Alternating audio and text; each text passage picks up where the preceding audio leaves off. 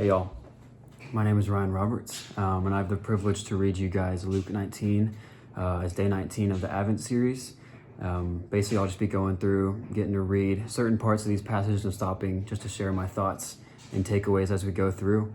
I'll have to just jump right in at the start. Before this, for some context, Jesus is just passing through Jericho. He's entering through Jericho at this point, and he's performed a lot of parables and miracles through these people. And this story that we're coming up on in Luke 19 is the story of Zacchaeus, the tax collector. If you're growing up in church, you might have heard this story maybe like 100 times, but I encourage you to listen to it in a new way. The Bible is living and breathing, and so we're able to hear things differently, even if you've heard them. So I encourage you to listen for something new that you might not have known before about this story. I'll start right out with reading it. Jesus entered Jericho and was passing through. A man was there by the name of Zacchaeus. He was a chief tax collector and was wealthy. He wanted to see who Jesus was, but because he was short, he could not see over the crowd. So he ran ahead and climbed a sycamore fig tree to see him, since Jesus was coming that way. When Jesus reached the spot, he looked up and said to him, "Zacchaeus, come down immediately. I must stay at your house today." So he came down at once and welcomed him gladly. All the people saw this and began to mutter, "He has gone to be a guest of a sinner." But Zacchaeus stood up and said to the Lord, "Look, Lord, here and now I give half of my possessions to the poor. And if I have cheated anybody out of anything, I will pay them back 4 times the amount." Jesus said to him, "Today salvation has came to this house, because this man too is a son of Abraham. For the Son of Man came to seek and save the lost." This is a really cool story just about Zacchaeus. He's a tax collector. And this time, tax collectors were just viewed as dirty people. They stole money from people. They cheated people out of things, and were just publicly viewed as people that were hated. And so Zacchaeus was a chief tax collector, just like worst of the worst here. And it's really cool to see how Jesus uses him in this story. Jesus is preaching to the crowds, and Zacchaeus runs and climbs on this tree to see him. I think that's my first takeaway. Is how are we seeking the Lord? Kind of how Zacchaeus is. Zacchaeus is a sinner before this. We don't know how he's heard of Jesus. Maybe he knew of his character, but Zacchaeus was hated, and probably a lot of hatred in his heart. As we see that hurt people are hurting other people, and Zacchaeus would upcharge other people. He was a dirty man. But he had heard of Jesus and his character, and thought maybe that Jesus would accept someone like him. And so it's really cool. I think I can relate to this a lot as my life before Christ, how I was not thinking that I would be deserving of Jesus. But we can see in the story that Zacchaeus runs to him, and Jesus accepts him just as he is. And so also another key takeaway is that Zacchaeus, his name, it means pure one, which is really cool, how Jesus uses the story of a tax collector. And his name means pure one, which is tax collectors are not usually viewed as pure. So it's kind of contradictory to show how Jesus uses people in this way. So I love how Zacchaeus seeks the Lord in this. It says that he didn't walk, he didn't lazily go over there, but he ran and he climbed a tree, which is probably kind of embarrassing to do in a public crowd of people, especially as a wealthy man. Probably shouldn't bother himself to do that, but Zacchaeus didn't care. He climbed the tree and he wanted to see Jesus. And when Jesus saw him, he called him by name. He didn't just look at him and say, "You." He knew his name already. They hadn't met before, but Jesus called him by name, just kind of how he calls his people by name. But he had a great will to see Jesus, and he ran after him and climbed up. And so I think this is really cool about how we can just seek the Lord in different ways. Kind of like, what is that tree in your life, and how are you able to climb above things that are in your way to be able to look at the Lord? And we see in the story that Jesus noticed Zacchaeus right away, and he was able to just meet him and come down, and Jesus invited him. He told Zacchaeus to invite him into his house. And so we see that Jesus is associating with the lowly here. As I said, the people saw this and they said, "He has gone to be with the guest of a sinner." Like, oh, how could Jesus go stay the night with Zacchaeus? But this is a perfect example of the gospel, that no one is too far gone to be in Jesus' presence. In fact, Jesus tells us to associate with these people, and he sets the example here by being with Zacchaeus, someone who was frowned upon by the public. And so Zacchaeus is very happy to receive this, and we see immediate response here. He says, "Look, Lord, here now I give half my possessions to the poor." And anyone I have cheated out of anything, I give back 4 times the amount. And so it's really cool to see how Jesus can change the heart of Zacchaeus. And it kind of just reminds us the gospel of how no one's too far gone. You might think that, God, you don't know all the stuff that I did. I did this one thing and I just can't be forgiven. But no, this is exactly why Jesus came. It's exactly why he died. It was for us. We could be washed clean. And in the story, Jesus said, today salvation has come to this house. Zacchaeus is washed clean. Just how we can be washed clean by accepting Jesus into our hearts and living a life for him. So I thought that was really cool of Jesus, how Zacchaeus is seeking him eagerly and received him into his heart. And Jesus was so quick to do that. The next part is the parable of the 10 minas. While they were listening to this, he went to tell them a parable because he was near Jerusalem and the people thought that the kingdom of God was going to appear at once. He said, a man of noble birth went to a distant country to have himself appointed king and then to return. So he called 10 of his servants and gave them 10 minas.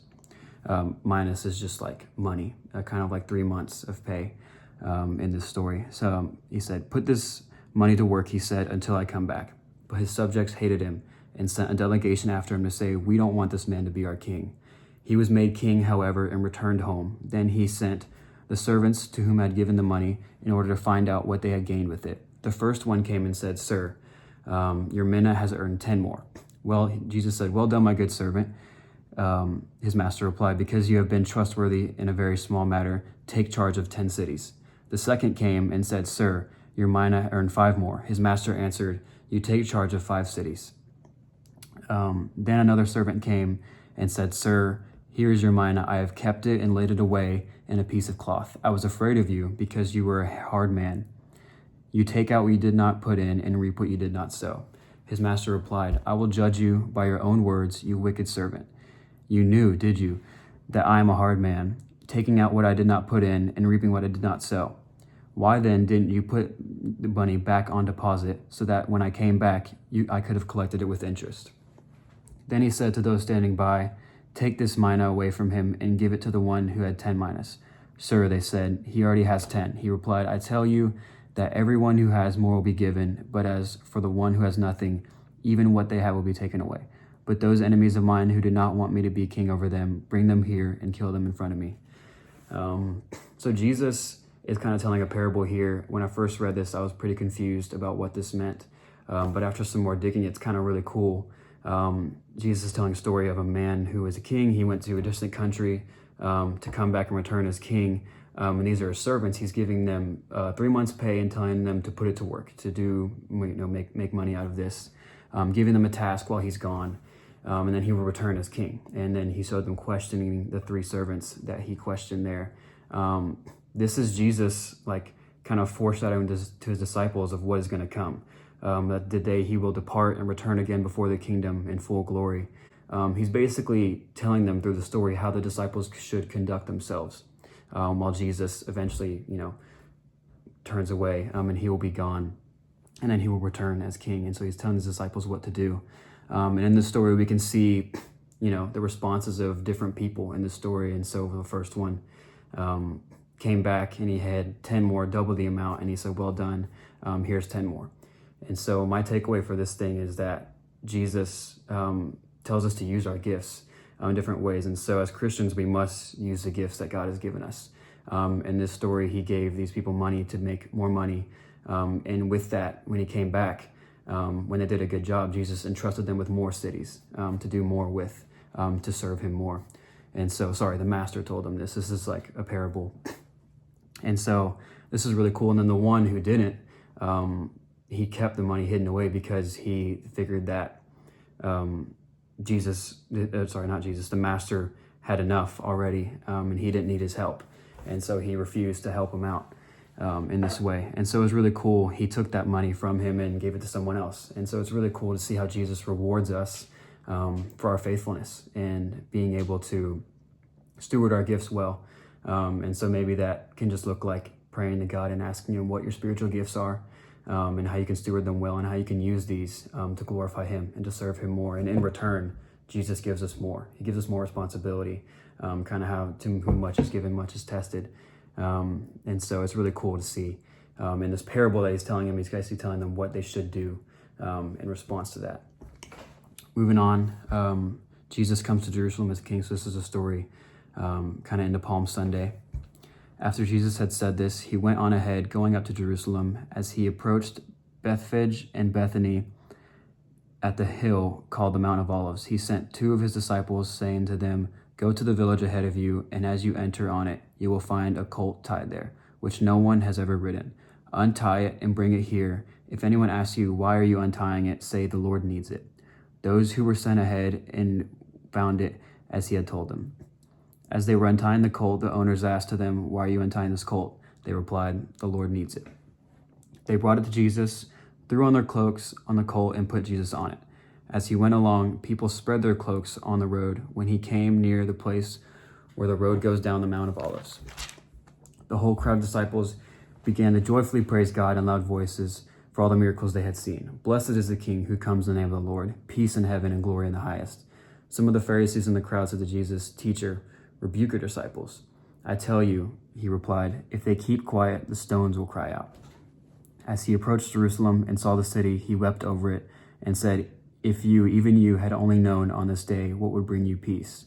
But now it is hidden from your eyes. The days will come upon you when your enemies will build an embankment against you and encircle you and hem you in on every side.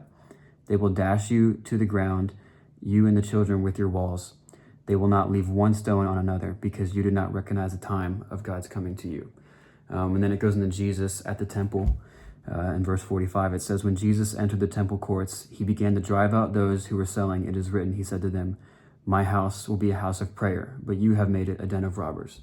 Every day he was teaching at the temple, but the chief priests, the teachers of the law, and the leaders among the people were trying to kill him. Yet they could not find any way to do it, because all the people hung on his words." Basically this is like Palm Sunday. The colt that these people were sent to get was a donkey that Jesus would come ride in on.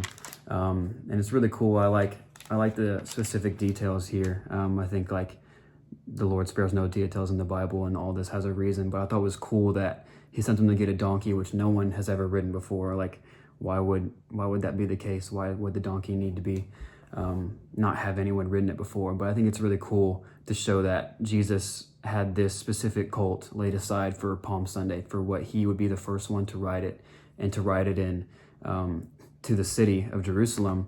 It's kind of just cool, like how Jesus had this purpose for this donkey, and is the only one who has ever ridden it before. But also just the way that Jesus enters in. It says most times they're like accustomed to this tradition of kings riding in on cities, riding in on like some kind of animal into a city, and people sing praise, people worship. But Jesus does not do that. He doesn't do it like how it's normally done. And this is the king of the world here, and he's rides in on a donkey. And this is the Messiah, as we're come to know later in the story. But he rides on a donkey, which is just not what people are usually accustomed to. But I think it goes to show the humility of God, and how he doesn't boast in who he is, but he comes in riding humbly. He came on a donkey, and these people were praising him. And so it's really cool to see that these people are praising him, heaven and glory in the highest, because the king who comes. And the Pharisees did not like this at all. They responded to Jesus and said, "Jesus, rebuke your disciples. They're blaspheming." Like they hate that the people are praising him. They despise it. The Pharisees want this. They see Jesus as a threat to this city. And he sees them praise him. The Pharisees are very angry. He tells them to be quiet. And then Jesus kind of has a baller response here, and he says, "I tell you, even if they keep quiet, the stones will cry out." And so I thought that was like a cool thing, that even if you silence his followers, even if the people here are silenced, the stone will cry out, which is like the rocks. And so it's really cool to see that, like he's saying that creation can't help but sing his name, and that even if you silence them, the creation, the inanimate objects will cry out and worship him, because this is God's creation, right? But as we see, he comes in, and Jesus is weeping over this, because he knows what is to come. He's entering the city. These people are cheering over him as they see it as like a political leader. They're not really praising for the right reasons. They see him as a political leader to come save them from the Romans that have been ruling over them for all these years. They're like, "Oh, he says our person come to save us," and they do not know the wrong things that they have done. And Jesus is weeping because he knows. He basically just predicts and prophesies what will come to happen to the city as the city of Jerusalem gets overthrown and Jesus will be crucified on that very sad day. And so Jesus is weeping, not because of what is to come for himself, but because of the people, because of them disobeying. He knows what will come for them. And so he's riding in, being praised, but he knows what is to come to the city, and he's reminded of that as he rides in. Last takeaway, Jesus in the temple. He comes to this temple, and the people in there had made it a market as the Passover was coming. They were selling animals and certain things, which was not a problem. But this was a house of prayer, as the Lord said. This is a house of prayer, and you have made it a den of robbers. And he was angry. It was a righteous anger. That these people had turned something that was supposed to be holy into something that wasn't. And so he drove them out. And basically, Jesus was teaching in here daily. I thought it was really cool how serious Jesus takes prayer. And it kind of just gave me a reminder of how I should be praying constantly, without ceasing. And so kind of making how Jesus made the temple a house of prayer and kind of restored it to what it was. I think that we could do the same kind of in our own rooms. And something that I took away is like, I want to make my room a house of prayer and kind of just make this spaces that I'm usually residing in. I'm back at home, be able to pray, and how seriously Jesus took prayer. He cast out these people and drove away everyone so he could preach in here and make it a house of prayer. And Jesus took that serious enough, then I should take it seriously too. Right? And so it's really cool to see this whole story of Luke 19, how Jesus is accepting people and treating prayer so seriously and coming into these people. And so it's really cool. A lot of the takeaways here. But yeah, that is Luke 19. I hope you guys, if this is the first one you might have seen, it's never too late to keep following along. This is a really cool story of Jesus' life and how he's just everything leading up to that. And so I think this is really cool. I encourage you to follow along and keep watching these videos. But yeah, see y'all later.